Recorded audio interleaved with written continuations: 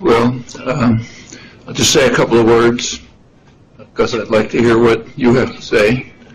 At first, I'd like to say that it's an honor and a pleasure to be able to be with you for a little while. The courage of the people of Gaza and struggling against and resisting U.S.-Israeli oppression and savagery has been an inspiration to all over the world. And I stress U.S.-Israeli because Israel can go just as far as the United States permits it to, and as far as the U.S. supports it, and no farther. So they work in tandem.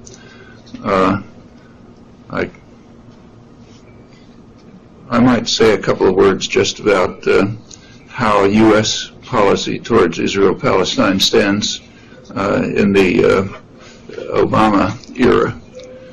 There have been a lot of expectations, in my view, a lot of illusions. There's no basis for them. The Obama policies are simply an extension of the traditional policies, in many ways harsher. Obama has so far really made one speech about Israel-Palestine. It was when he introduced George Mitchell, his negotiator, and it's a good choice. Mitchell has a good record and has achieved things and is dedicated, but can go only as far as the White House permits him. And Obama made that clear in the speech at the State Department.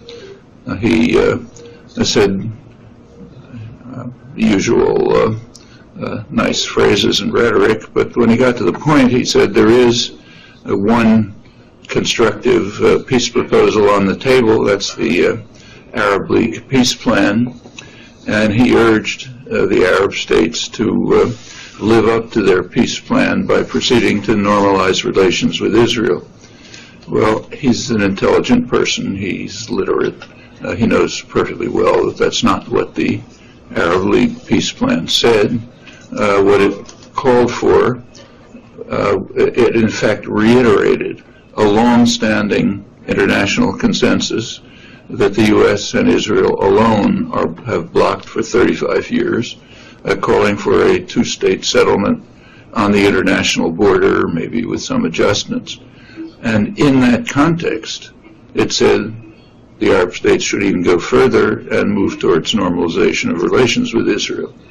Now, by focusing solely on the normalization, the corollary, and omitting the content, Obama was simply telling us that he intends to persist with U.S. rejectionism, U.S. rejection of the overwhelming international consensus, which includes just about everyone, as it has been doing since January 1976, when the Arab states introduced a resolution at the Security Council, the main Arab states, calling for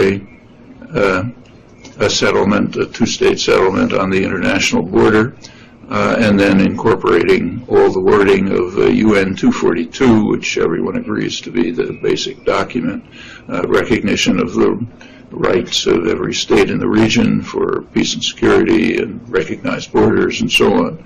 The U.S. vetoed it. It vetoed a similar resolution in 1980.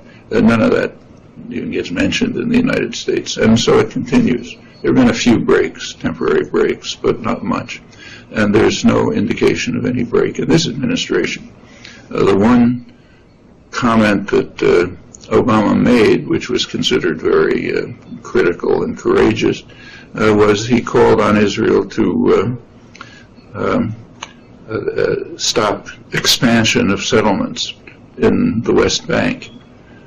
That's nothing. He was simply repeating what George Bush said. In fact, what he was doing was simply quoting from the so-called roadmap of the quartet, which is supposed to be the framework for proceeding further. He didn't bother mentioning that Israel, with U.S. backing, had immediately rejected the roadmap, rejected it by saying, yeah, we approve of it, and then adding 14 reservations, which completely eliminated its content, and the U.S. supported them in that. Obama also made it very clear that while he was repeating, he didn't say this, but while he was repeating the wording of the roadmap in George W. Bush, stop expanding settlements, he also made clear to Prime Minister Netanyahu that he didn't mean it. He said his administration immediately said that they would not do what the first President Bush did, Bush number one, who added some very mild penalties if Israel proceeded to expand the settlements. And Obama said, we're not going to do that. This is completely symbolic, his administration said. In other words, go ahead and do what you want. And aside from that, all of this is marginal. The issue isn't expanding the settlements, it's their existence. They were set up with U.S. aid and support to essentially partition the West Bank. Israel takes over, annexes whatever is of value, takes over the Jordan Valley, so it's imprisoned. There's a salient going from greater Jerusalem, greatly expanded Jerusalem, to almost Jericho. It includes this town of Ma'ale Adumim, which was established from 1974 in order to break up the West Bank into two parts. There are other salients farther to the north. And they continue to be developed and with U.S. aid and support, and essentially cantonize the region. As far as Gaza was concerned, Obama had been nominated at the time of, in fact, he was elected on November 4th, 2008, on the day that Israel chose to violate the partial truce that was established, and Israel concedes that during the period of the truce there were no Hamas rockets, but Israel violated it under the cover of the U.S. election on November 4th, entered the Gaza Strip, killed half a dozen militants, and then rocket fire started. And as you know, Hamas offered repeatedly to renew the ceasefire, and U.S. and Israel refused. Then came the attack. When the attack came, Obama was asked, of course, he had been elected president, to comment on it, and he said he couldn't comment because there's only one president. He was able to comment on lots of other atrocities around the world, but not this. And the only comment that came from his advisors, his administration, new administration, was repeating what Obama had said on a trip to Israel in the summer of 2008, that if my daughters were under rocket attack, I'd do anything to protect them. He was referring to Israeli children who were under rocket attack, not Palestinians who were being devastated by the U.S.-Israeli attack. The attack was carefully timed so that it ended almost moments before Obama officially took office, when there was only one president. It was him, so he didn't have to say anything about it. And the rest of what he's said about the Middle East is quite similar. So, for example, on his famous trip to Cairo, which was supposed to be a great opening to the Arab world, he was asked, of course, what he had to say about President Mubarak, one of the more brutal and vicious dictators in the Arab world. And he said, well, I wouldn't agree to call him authoritarian because I don't like to use names for folks. And he does good, and he's stable, so he's really a good man. During the time when the International Free Gaza demonstrators were being beaten bloody by the Egyptian security forces, there wasn't a phrase from the White House or anyone else. And that's where the administration stands. There should be no illusions about it. Actually, of all the human rights reports about the Gaza attack, which in my view were all seriously flawed, I could talk about that, but of all of them, the one I thought that was the most significant was one of the Amnesty International reports, which reviewed the weaponry that was used in the attack and pointed out that it was all American. almost all American weaponry, and it called for an arms embargo because that weaponry, in fact, is being used in violation of international law, but even in violation of U.S. law. And that is something that should be taken up in the United States. And I think was exactly the point, but it's just symbolic of the whole relationship. Did he achieve anything in making change in the world? Obama's campaign slogans, did I understand? Yeah. Obama's campaign slogans, as you know, were hope and change, but he and his advisors were very careful never to say what the hope was for and what the change was going to be. And the fact that he campaigned on the slogans hope and change tells you absolutely nothing. So did McCain, and for a very good reason. The elections in the United States are essentially run by the public relations industry. They're pretty much bought, and any good public relations official would look at polls, of course, and the polls were saying that about 80% of the country thinks that the country is moving in the wrong direction. So, of course, the campaign slogans are hope and change, both parties, in fact. Obama did it more effectively. He had more support from the financial institutions who preferred him over McCain, so he was able to carry the election. But there was never any indication of what the hope and change were going to be, except very limited rhetorical moves. And there's been a little change. So, for example, he's been somewhat more open than Bush was towards limited negotiations with Iran. He's expanded the war in Afghanistan and Pakistan substantially. He's following the agreement that was forced down Bush's throat by the Iraqis, much to the annoyance of the United States, the Status of Forces Agreement, which required the United States to, they ran up against Iraqi nationalist sentiment that they couldn't handle and agreed, at least formally, to withdraw troops, and Obama's more or less living up to that timetable. But with regard to Israel-Palestine, it's no change, just continuation. And there was never any indication that there would be. In fact, I actually wrote about this before the primaries, even just using Obama's website, where it was completely clear that he wasn't going to do anything. I mean, the word Palestinian barely appears.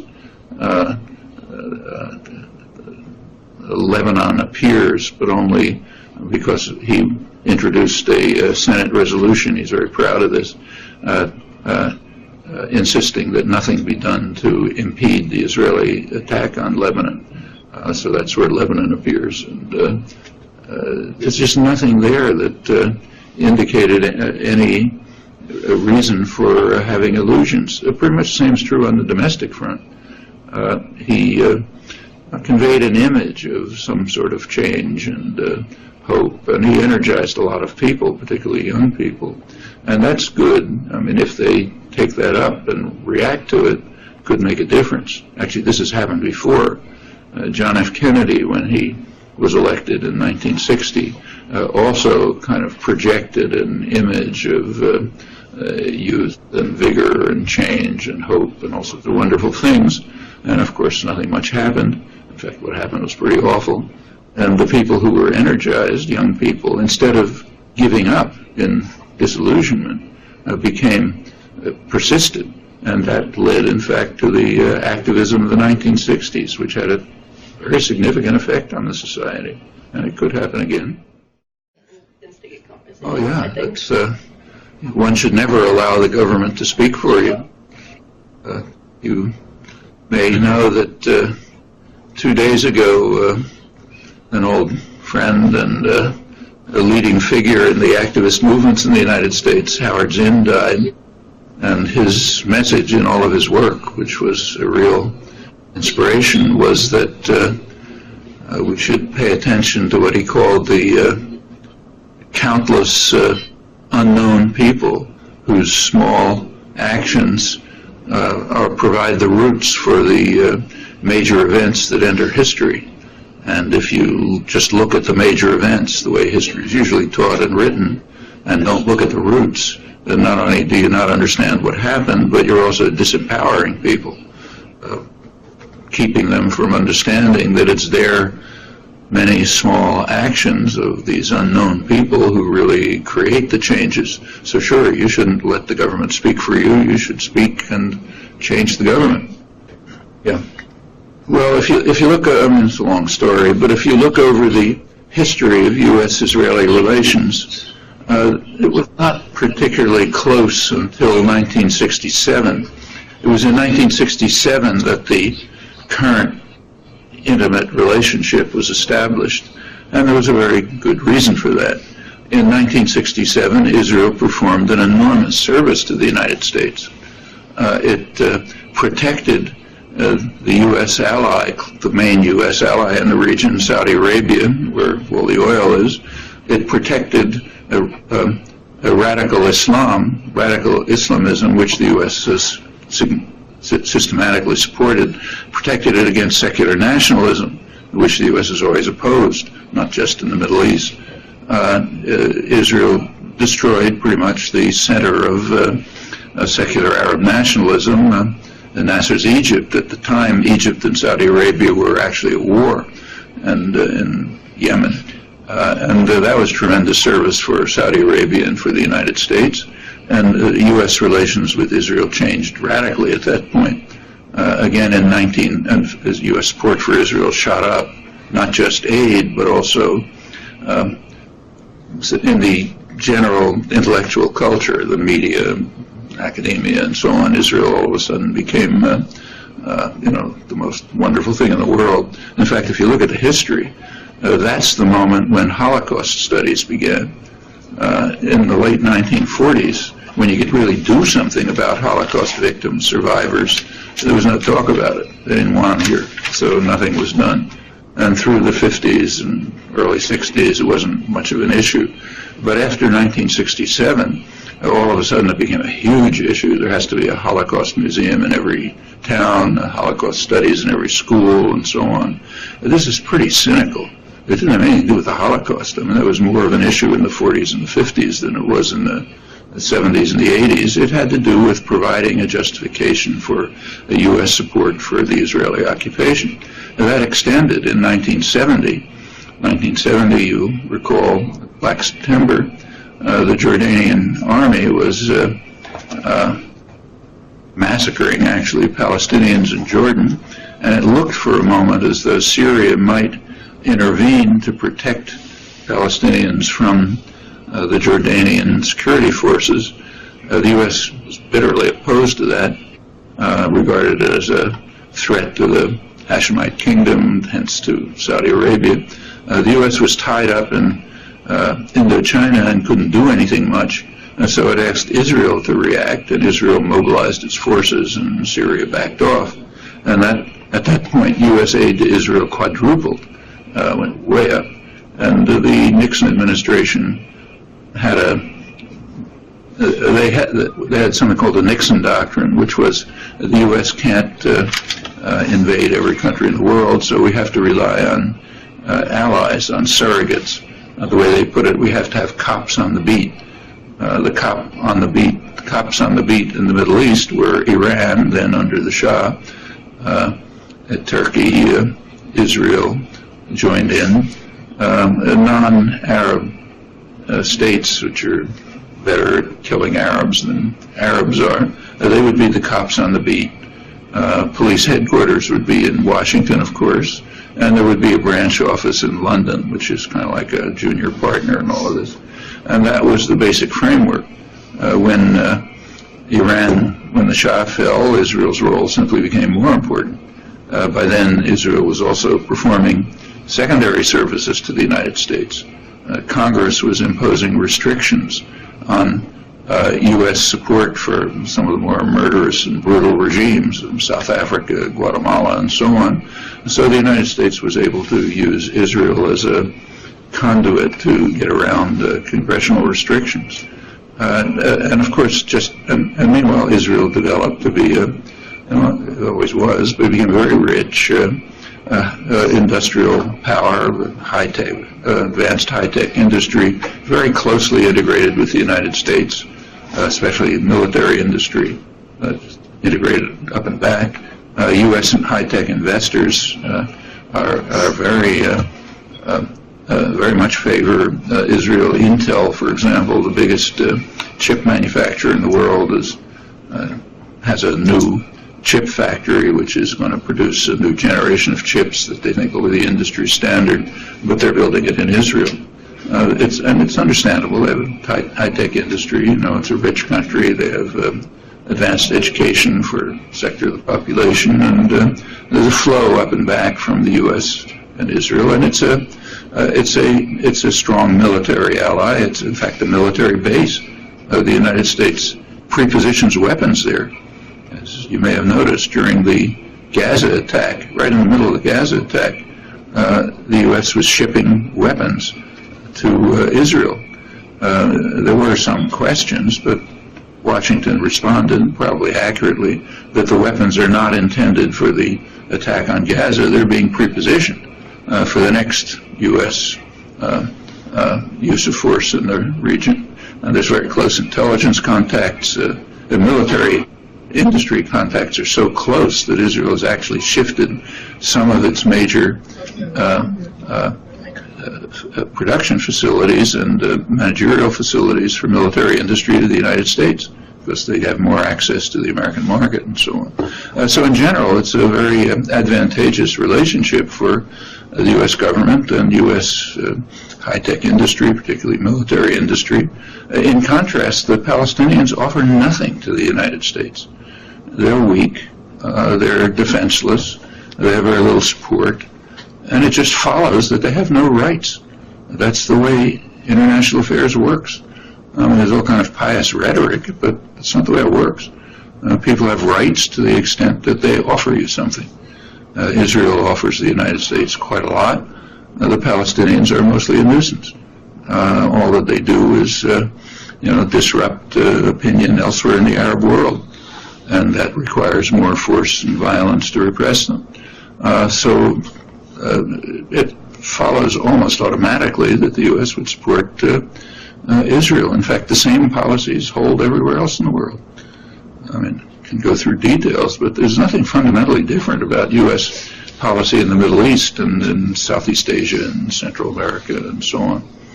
No, that's not true. That's the way things are portrayed, but it isn't accurate.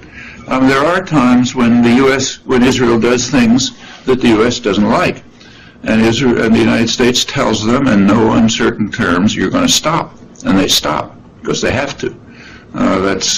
You don't argue with the Godfather.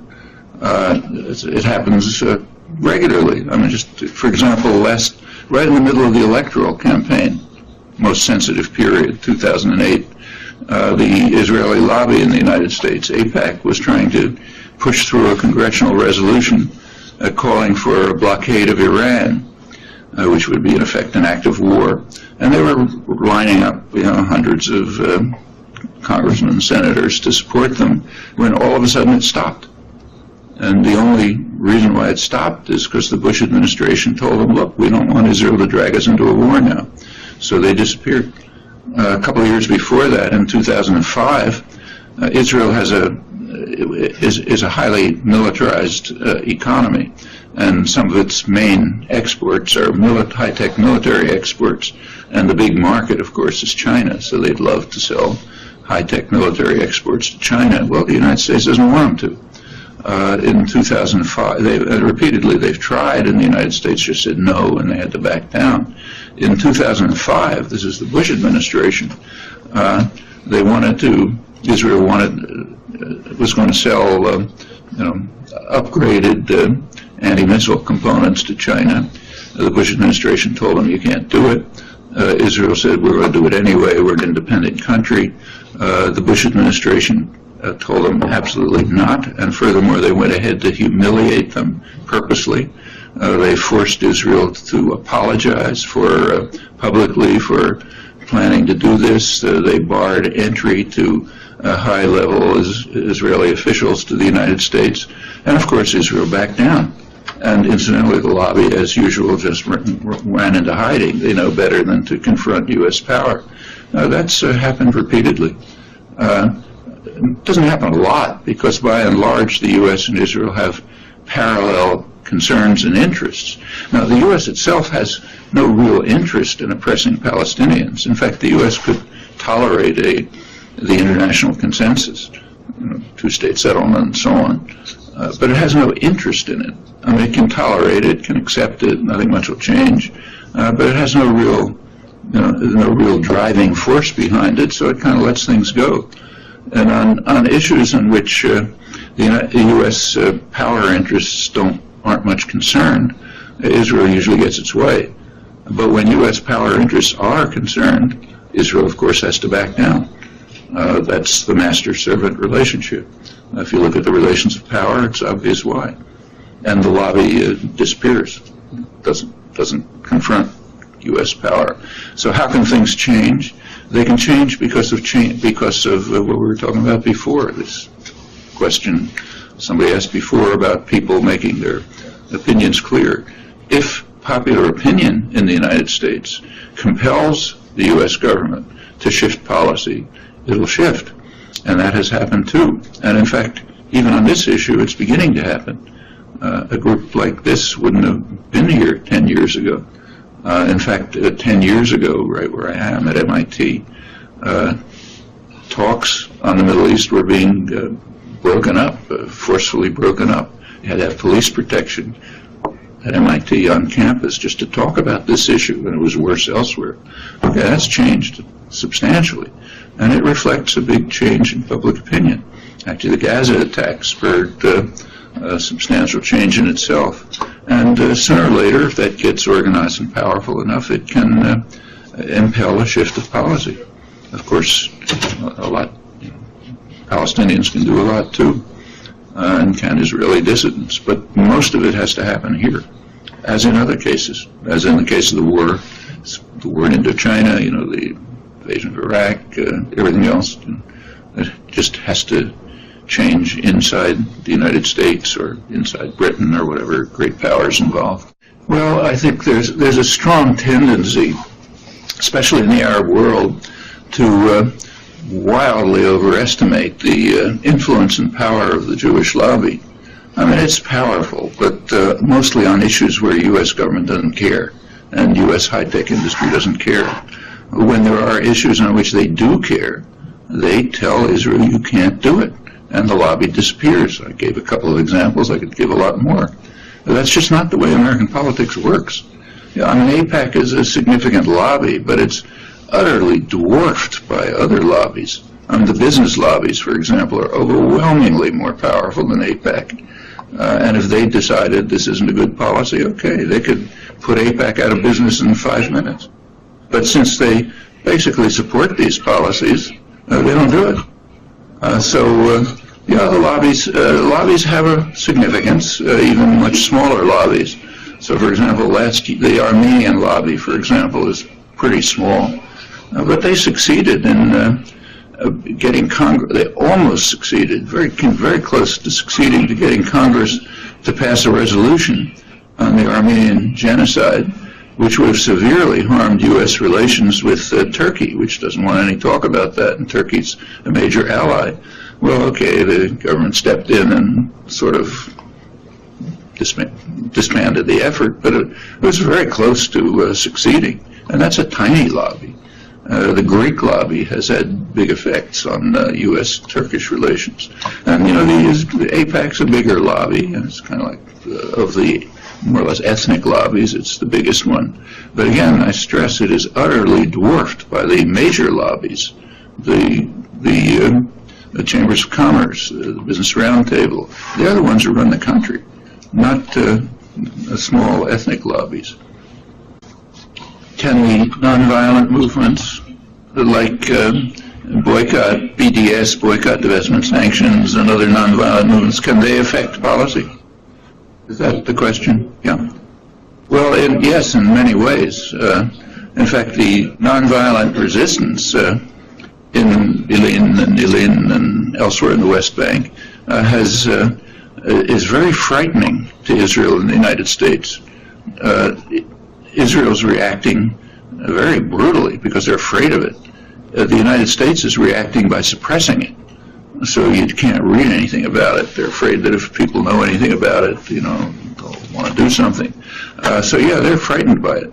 And as it expands and as more international involvement takes place, it can have a big effect here. As for the boycott BDS movement, BDS is a perfectly sensible tactic, but it's a tactic. And like all tactics, you have to judge. It's not a principle, it's a tactic. You have to judge it in terms of its consequences.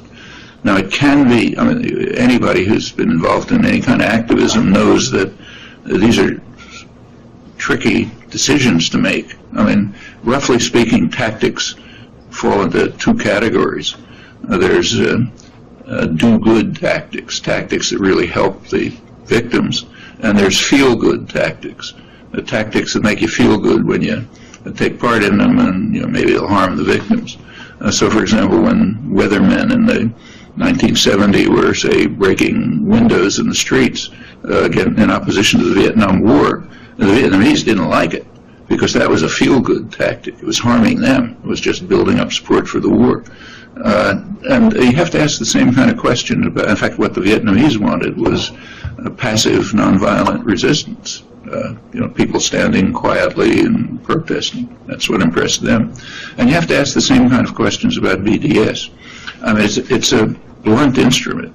It can be used very effectively, and has been, and it can be used very harmfully. There are two consequences that you have to think about when you carry out BDS tactics. One, what's their effect on policy? And second, do they help educate the public so that there'll be more support for shifts in policy? Well, yeah, often they can. So, for example, take the example I mentioned, the Amnesty International call for an arms embargo. Now, that's a very powerful tactic. An arms embargo would be extremely significant. It hits right at the core of the major issues. That's the basis for Israeli power and its policy decisions. And furthermore, it's totally defensible internally in the United States. It's in accord with U.S. law. The U.S. law bars the shipment of arms except for defensive purposes or for internal security, and Israeli arms can't possibly be described in that terms. So it's in the U.S. government is in violation of U.S. law, and a popular movement to try to end that violation is a way of educating people to understand what the U.S. role is, the decisive U.S. role is, and can put pressure through Congress and just popular action to changing policy. So that makes sense. Boycotting, say, the Caterpillar Corporation, that makes perfect sense because they're kind of an instrument of destruction in the occupied territories. You know that better than I do. So sure, boycotting them makes perfect sense. First of all, it can influence policy, and secondly, it helps educating Americans to the fact that we're the ones who have primary responsibility for this. And many other actions like that make great sense. On the other hand, there are actions that are pretty dubious in their consequences. So suppose you, say, boycott an Israeli dance group. Well, it raises immediately the question, why aren't you boycotting an American dance group? Not only is the U.S. responsible for the crimes that Israel's carrying out, but it has a long list of others that are much worse. So there's immediately a charge of hypocrisy which tends to undermine it. And it also is miseducating, not educating. It's turning attention away from the U.S. role, kind of preserving American innocence. We sort of are nice guys, and these other people out there are doing bad things.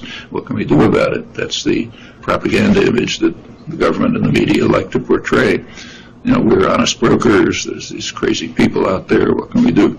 It's miseducating, and it has a tinge of hypocrisy, which tends to undermine it, and actually, put the guns in the hands of the hardliners.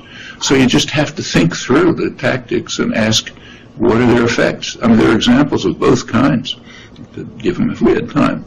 But as with any kind of tactical choice, there are a lot of questions to ask about the consequence of employment of the tactics. So sure, it can be a very significant step, and it has been already. Israel and the United States are worried about it when it's carried out properly, and that's the way it should be done.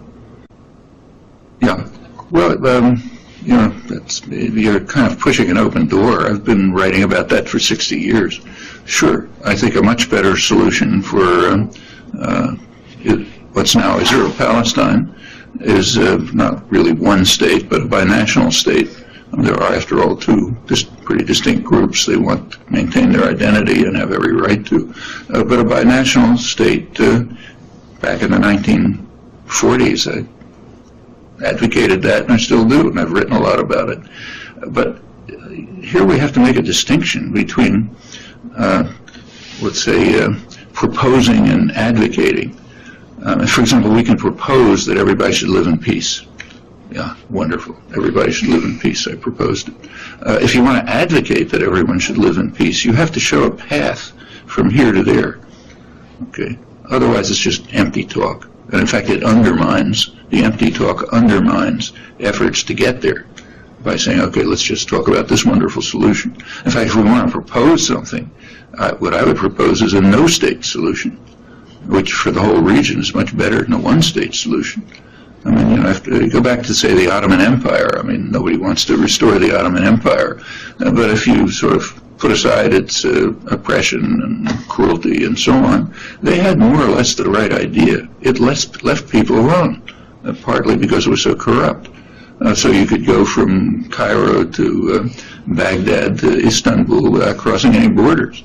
The Greek portion of a city ran Greek affairs, and the Armenian portion ran Armenian affairs. Imposing state borders is an act of violence. I mean, it's what the state system in Europe was imposed by violence, made Europe the most savage place in the world for centuries. In the United States, it wiped out the indigenous population and conquered half of Mexico. As the imperial powers imposed state systems elsewhere in the world, including the Middle East, it just created the basis for violence, antagonism, hatred, brutality. It's the consequence of imposing state systems. So sure, they should be eroded. You can propose that. But what about advocacy? So let's go back to a one-state or binational state solution. If you want to advocate it, you have to say how we get there. Now, I know of only one idea about how you get there, and that's to start with two stages. The first of them, a two-state settlement, which is by no means impossible, and then, if that succeeds as it should in reducing the cycle of violence, the level of repression, and so on, and the relationships begin to develop among the people, as would happen. I mean, anyone who knows, Cisjordan, former Palestine, knows that drawing a line down it anywhere doesn't make any sense. Too many, just from no point of view. So those borders would tend to erode cultural, commercial, other relations, and you could move on to closer integration. Maybe a single state, maybe no state. But those are the only steps I've ever heard of. I've never seen any other form of advocacy. People propose it and say, yeah, it's nice, but it's like saying, why not live in peace? And a two-state settlement is by no means out of the question. All it requires is that the United States join the world. And if the United States does, Israel will. And we've seen this happen. It has to. I mean, Israel has no choice but to follow U.S. orders. We've seen that over and over. In the case of the two-state outcome, remember, it came quite close. There's one time in the past 35 years in which a U.S. president has been willing to tolerate, not support, but tolerate the international consensus.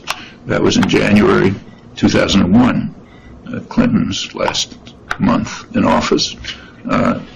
He recognized in December that his proposals, the U.S.-Israeli proposals at Camp David, couldn't be accepted by any Palestinian. And in December, he proposed what he called his parameters They were kind of vague, but more forthcoming. He then made a speech in which he said both sides, Israel, Palestine, had accepted his parameters. Both sides had reservations, and they met in Taba, Egypt, in the month of January to try to iron out their reservations, the highest level negotiators on both sides, and they came pretty close to a settlement. And we know a lot about the details because there were international observers, and there's rich Israeli literature on it and so on, much of it in Hebrew. But we know the details. They came very close to a settlement, and in fact, at their final press conference, both sides, they said that if they had a little bit longer, they could have reached a final settlement, a two-state settlement with pretty much on the international border with some equitable land swaps, equitable, not just desert and so on. Well, that was close. It was called, Israel called it off. The Prime Minister of Iraq called it off, so it never continued. Well, there have been changes since then, but not dramatic enough to alter the situation. As far as the Palestinians are concerned, I should say that a lot of the commentary by good people like Miron Benvenisti and others, I think is extremely misleading. What they argue is that two-state solution is gone, Israel's destroyed it, no hope for it anymore, so therefore we should have, and Archbishop Tutu said this, that we should have, Israel should take over, actually, Sari Nusseibeh, I think, said it recently, Israel should take over the whole region, and then there'll be a civil rights struggle, and an anti-apartheid struggle like South Africa. That's just not going to happen. The United States and Israel are never going to allow that to happen. And all of those suggestions are omitting a very crucial fact. There aren't two choices, there are three choices. One choice is a two-state settlement, international consensus. Another solution is this one, Israel takes over everything and we have a civil rights struggle. A third solution is what's actually happening on the ground. It's what Ehud Olmert called convergence. Israel takes over what it wants. It keeps Gaza just as a prison. People can rot. It breaks up Gaza, separates Gaza from the West Bank. It's a crucial U.S.-Israeli policy, totally illegal, but it's exactly what they've been doing for years. It's sometimes called the Gaza-Egypt proposal. Gaza will somehow, be Egypt's problem, which Egypt is not going to accept, as you know from very well. But just get rid of Gaza. And on the West Bank, Israel should take over everything that's valuable. Now, the so-called separation wall is, in fact, an annexation wall. It annexes to Israel valuable land and crucial resources. It takes over the main aquifer, the main source of water in the region. Israel take over the Jordan Valley, imprison the rest, drive these salients through, which break it up into unviable sectors, and no Palestinians. The Palestinians can be off in the hills somewhere. In fact, the Israeli tourist agency will probably like it. It means when you ride down, when the American visitors go down the superhighways from Tel Aviv to Ma'ale Adumim, they can look up in the hills and see a kind of biblical landscape, an old man leading a goat or something like that. It's kind of good for tourism. And then they can just kind of disappear. In Ramallah, you keep an economy going so that the elite can go to the theater and that sort of thing. That's the way colonial systems work. It's of no use to the populations, of course, miserable, but it's the way colonies are generally. And there is always an elite who sort of benefit and live pretty nicely, often better than their Western counterparts. Most of the population rots. Israel takes no responsibility for the Palestinians. They don't deal with the so-called demographic problem, too many non-Jews in a Jewish state, because there won't be any. In fact, Israel might even go farther. It's been already proposed, it's on the agenda, and take the areas of heavy Arab population concentration in Israel, particularly Wadi Arab in the north, and just transfer them over to a barely surviving Palestinian entity of some kind. Of course, the people there are overwhelmingly opposed to it, but who cares about them? This is now mainstream policy. It's even recommended in the New York Times and so on as a very forthcoming step. So that's the policy. These are the policies that are actually being implemented. They don't lead to a civil rights struggle. They don't set up an anti-apartheid struggle. They give Israel and the United States what they want, and they destroy the possibilities of Palestinian existence. It's what the late Israeli sociologist, old friend Baruch Kimmerling, called politicide. You wipe out the national existence. It's happened before. These are traditional colonial practices. Actually, take a look at the United States. I mean, there are millions of people living here before the colonists came. Where are they? Well, some of them are reservations somewhere, barely surviving. That's the way colonialism works. And in fact, settler colonialism is by far the most vicious kind, the kind that took place in the United States or Australia and is now taking place in Israel, because that has to basically eliminate or exterminate the indigenous population. In the United States, they're just exterminated, mostly. But that's the worst kind of colonialism, and it's the kind that's being implemented.